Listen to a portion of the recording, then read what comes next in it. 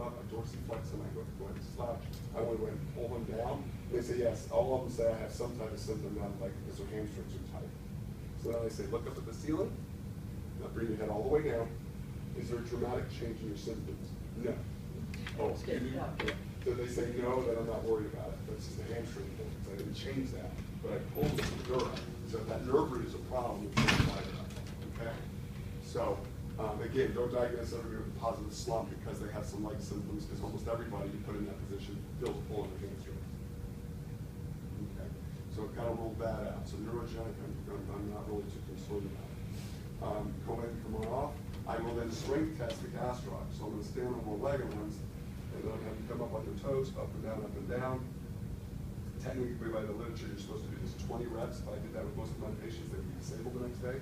Now they're going to do 20 of them. That's good enough. Other side. Kneel side. There's two things that I'm doing here. I'm going to look for a gastroc, and then I'm also going to look at her pelvic stability. If she can't hold that still, and you see this, that's sort of a functional Trendelenburg, and I'm thinking that the hip is weak anyway. Relax. Okay? Then I'll go ahead and say, okay, go ahead and turn the face away from me. There's a ton of debate whether this, like I said, the asymmetric reflexes and looking at posture and things of that nature. I go through the evaluation process because that's what I was told to do. Does the next couple of steps really feed a whole lot into that? No. But I'm going to go ahead and look. If she's if she comes with the diagnosis of a pars fracture and she's hyperlordotic and her belly's kind of hanging out and her pelvis is all anteriorly tilted, chances are I got to do a lot of posture changes or anything like that. It's basic. So all of it.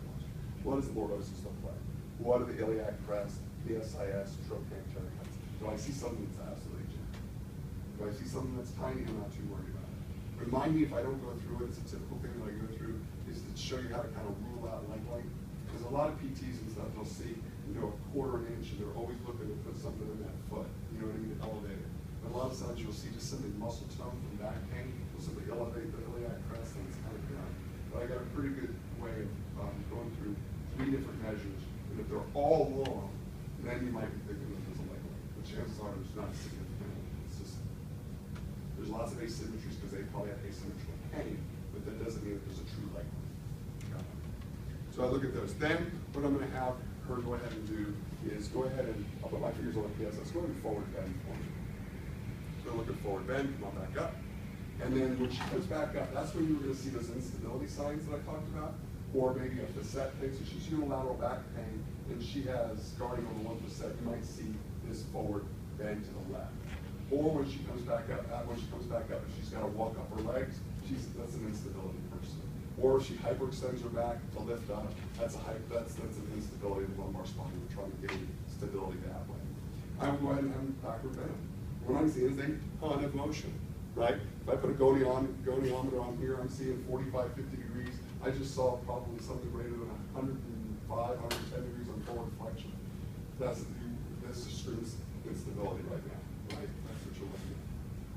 This isn't a tight person where I'm worried about hip flexors or anything. I'm just worried about stretching. This is strength.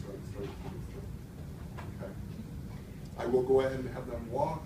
I'm looking for any obvious limps. I'm looking for hips that don't go through extension. Anything that's asymmetrical, I'm looking for during their gait.